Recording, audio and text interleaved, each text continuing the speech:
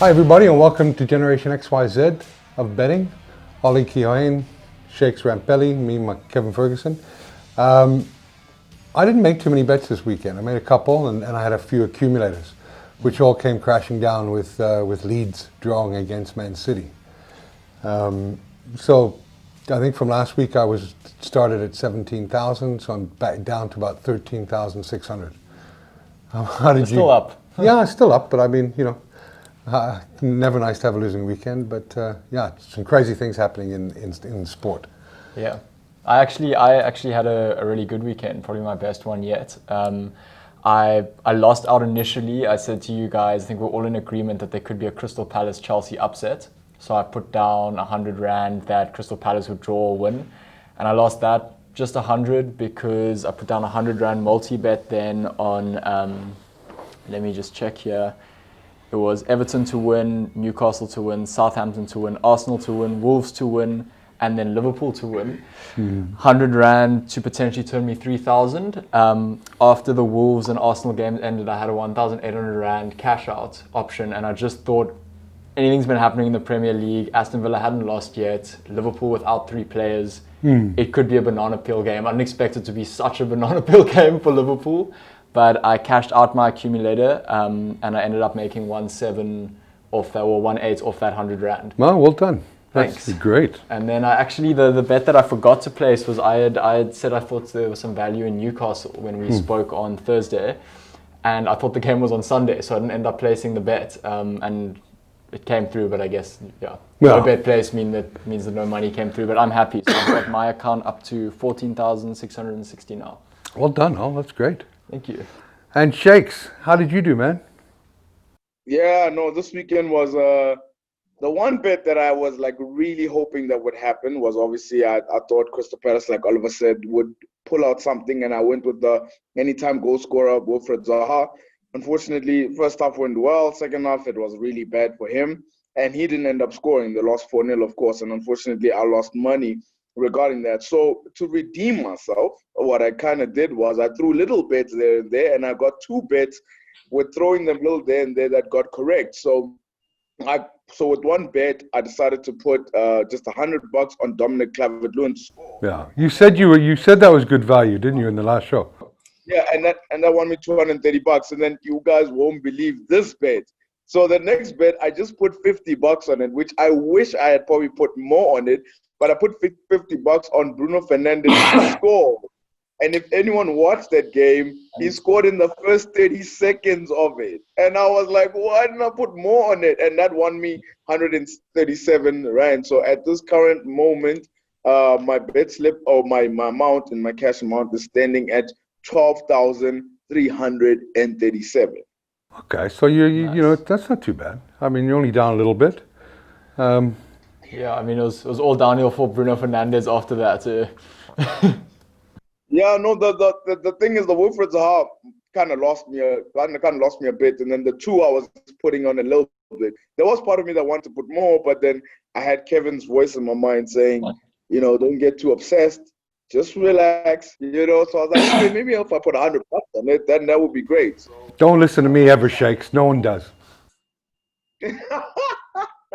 Well, it saved me quite a bit if I put everything on the line. Yeah. Well, Look, it's Crystal Palace played a terrible game, and at the same time you had Chelsea that gelled well, and what a difference a week makes in the Premier League. We were chatting derogatorily about Chelsea.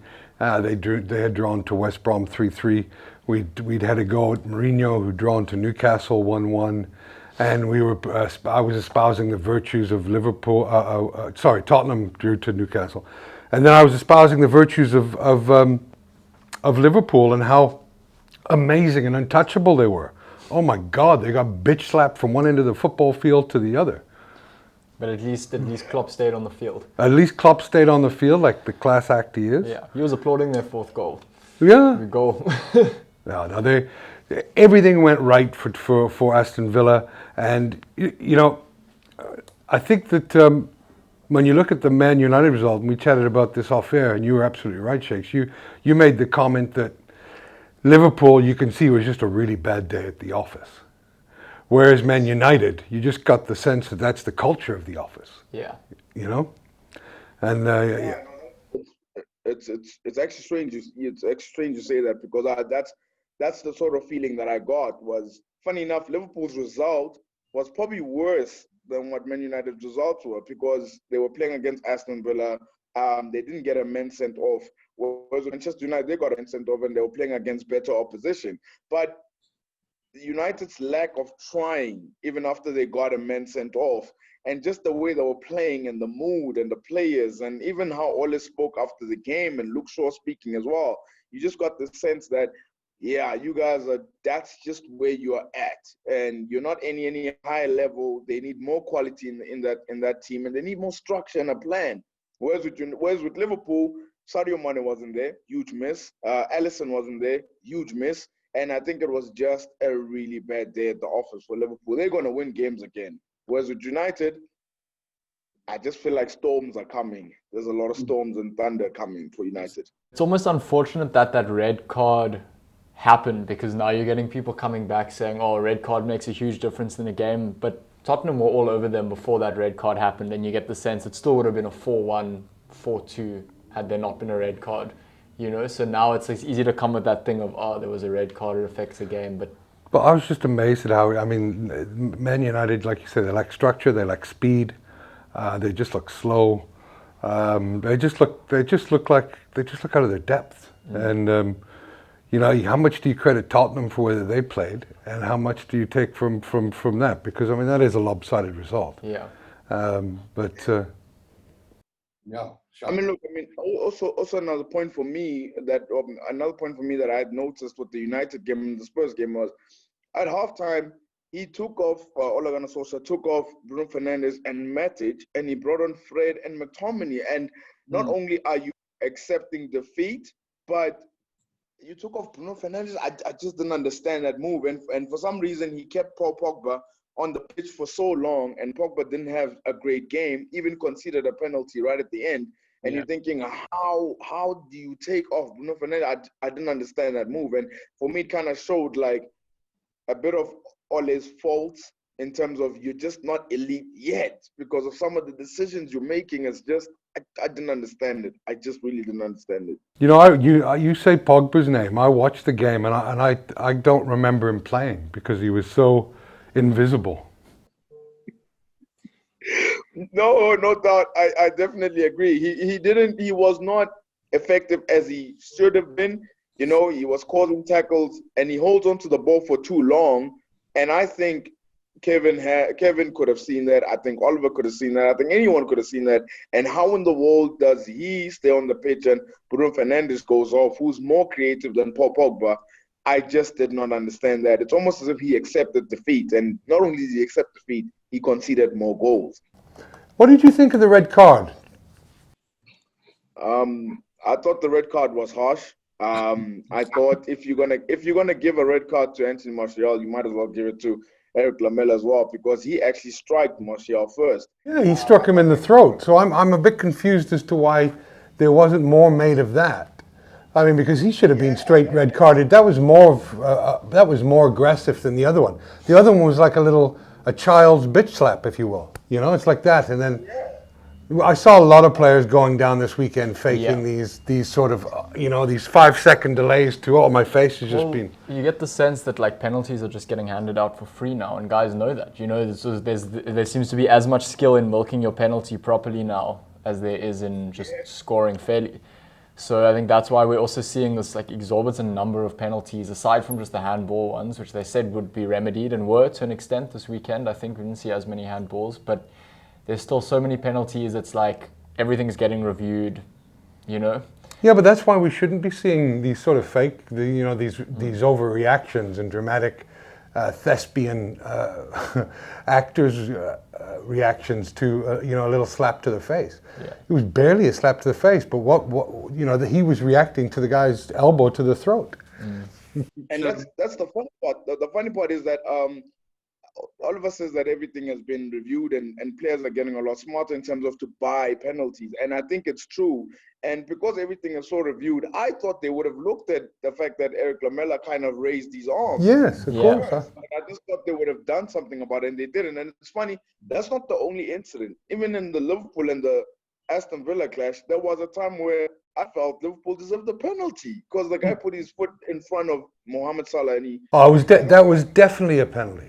Definitely a I was penalty. like, that's definitely a penalty, and that was not reviewed as well. And I thought they review everything. These guys, I just didn't understand that. So. Well, what they try and do is overturn overturn any certain mistake that they. But I mean, that's very subjective, isn't it? I mean, it's. But yeah, they're still getting some of them wrong. But we're not doing too bad when you consider that there's 3 outcomes in each soccer game. You're at 21 out of 40, so you're at 55%. You're at 52.5%. Ollie's at 22 out of 40, which is 55%, and I've miraculously got 24 out of 40, which is 60%. So we're not doing too badly predicting the outcomes of these games, eh? I have to tell everybody who's watching this that the PSL does return next week, Friday. So a lot of my small bets, I mean, we'll be talking Premier League, but a lot of my small bets I'll be pocketing there and there, and I should be able to try hit at 60% or 65%, I hope. I'll follow your lead. Like a thundering buffalo on the plains of Wyoming, you're going to come chasing after us. Oh, without a shadow of a doubt, man. I'm looking forward to it, and I can't wait. And the league starts again, so yeah, I'm looking forward to that. Okay, well, we're not doing too bad. We're not chasing money, and we've got another 4 months to go, so it should be quite an interesting race in to see who wins this between the 3 of us. No doubt. And these results are going to make it tricky. Yeah. You're looking serious there. Well, you know what? We've got European soccer now for the next 2 weeks. Yes, we got internationals for the next few weeks, next couple of days especially, and yeah, there's some good bets probably to place there. I mean, I know that our national team, Bafana Bafana, is playing on Thursday as well, so we'll have to see what the odds look like then. Looking forward to that. But yeah, there's Nations League, there's World Cup qualifiers in the Common Bowl, so looking forward to that. Shakes, what do you make of that Bafana kit release?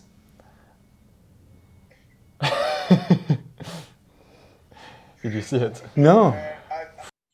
I think the kit doesn't look too bad. I think my only issue with it is that the release, they could have done a lot better to sort of get the hype around it or something. Bafana, and I don't know, they just could have done a lot better with regards to the release. I was really disappointed, for sure, but don't ask me again. Okay, yeah. I'm definitely going to go home and watch some of that.